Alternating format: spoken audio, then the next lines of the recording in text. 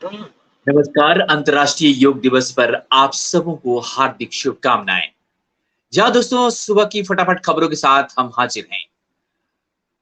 प्रधानमंत्री नरेंद्र मोदी ने 7वें अंतर्राष्ट्रीय योग दिवस पर हार्दिक शुभकामनाएं देते हुए कहा है कि आज कोरोना के प्रति लोगों की रुचि कम नहीं हुई। क्षमा करेंगे दोस्तों, आज योग के प्रति लोगों की रुचि कम नहीं हुई है। उन्होंने कहा कि हर समाज, हर व्यक्ति स्वस्थ हो, इसकी हम कामना करते हैं। मोदी ने कहा कि योग संयम का पैरामीटर बनाया है।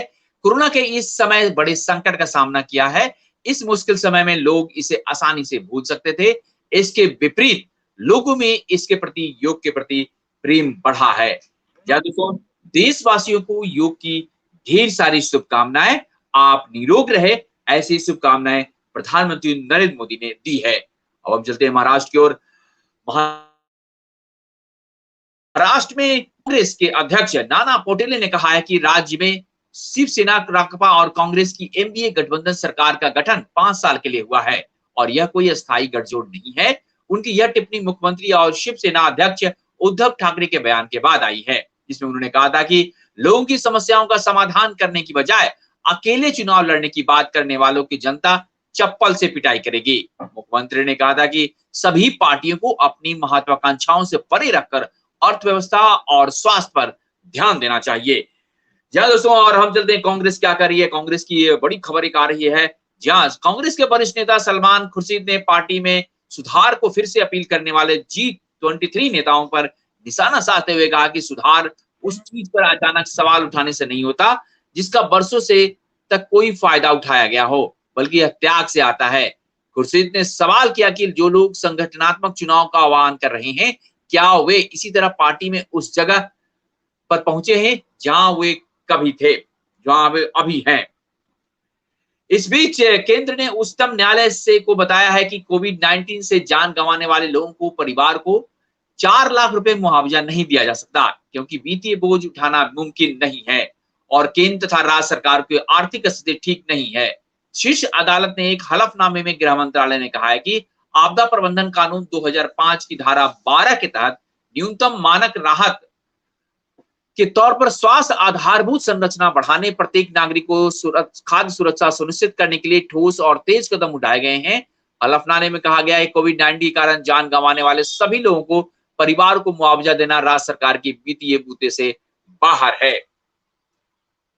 और इस बीच लोजपा में घमासान जारी है और लोजपा के नेता चिराग पासवान ने अपने पिता और पार्टी के संस्थापक रामविलास पासवान की जयंती पर 5 जुलाई से बिहार के हाजीपुर से आशीर्वाद यात्रा शुरू करने की घोषणा की है। चिराग के नेतृत्व वाले खेमा ने प्रतिद्वंदी समूह से जारी लड़ाई के बीच सड़क पर उतरने का फैसला किया है। लोजपा की राष्ट्रीय कार्यकारिणी की बैठक के बाद चिराग ने इसकी घोषणा की। इस बैठक में चिराग के नेतृत्व पर भरोसा जताया गया। पार्टी के संविधान के खिलाफ काम करने के लिए उनके चाचा पशुपति कुमार पारस के खेमे पर निशाना साधा गया।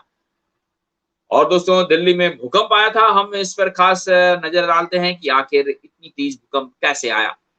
जहां दोस्तों दिल्ली में कल यानी रविवार को भूकंप आया था।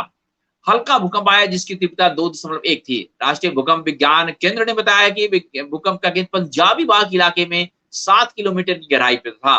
भूकंप दोपहर 12:02 पर आया। अभी तक जान और माल की कोई सुरक्षा की खबर नहीं है, कोई खतरे की खबर नहीं है। पिछले साल अप्रैल से अगस्त के दौरान राष्ट्रीय राजधानी क्षेत्र में कई भूकंप आने के बाद भूकंप योजना केंद्र ने दिल्ली में उसके आसपास भूकंपीय गतिविधि पर करीबी निगरानी के लिए अतिरिक्त भूकंप रिकॉर्डिंग उपकरण तैनात किए गए हैं।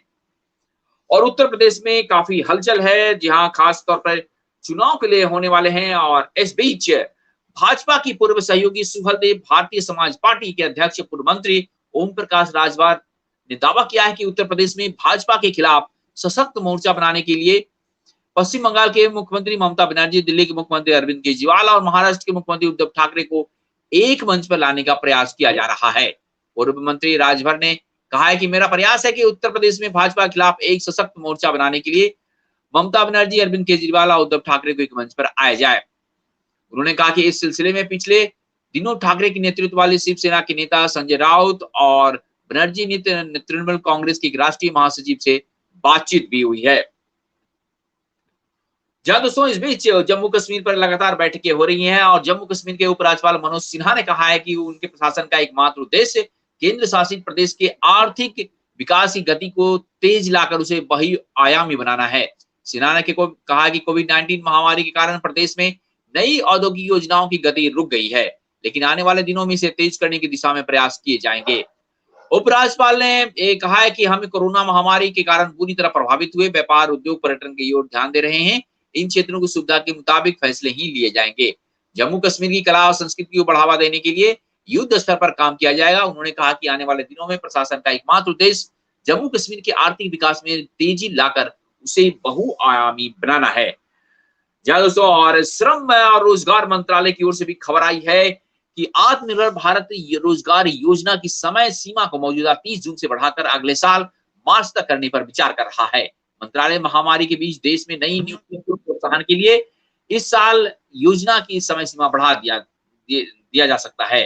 केंद्रीय मंत्रिमंडल ने एबीआरवाई को पिछले साल दिसंबर में मंजूरी दी थी। इस योजना के तहत सरकार कर्मचारियों के अनिवार्य भविष्य निधि अंशदान का भुगतान करने के अलावा 2 साल के लिए नई नियुक्तियों पर नियोक्ताओं के योगदान का भी भुगतान करेगी।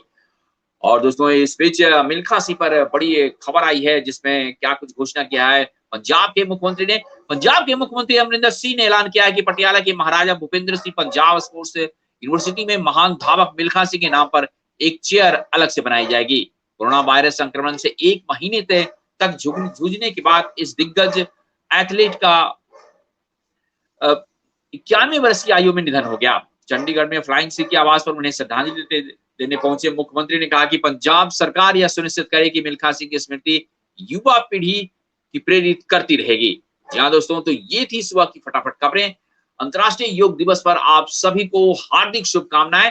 आप अपना प्यार बनाए रखिए। अगर चैनल को आपने सब्सक्राइब नहीं किया है तो सब्सक्राइब कीजिए, नोटिफिकेशन बेल भी बजाइए ताकि देश दुनिया की खबरों के साथ ऐसी फटाफट खबरें आपको यही मिलेगी। नमस्कार।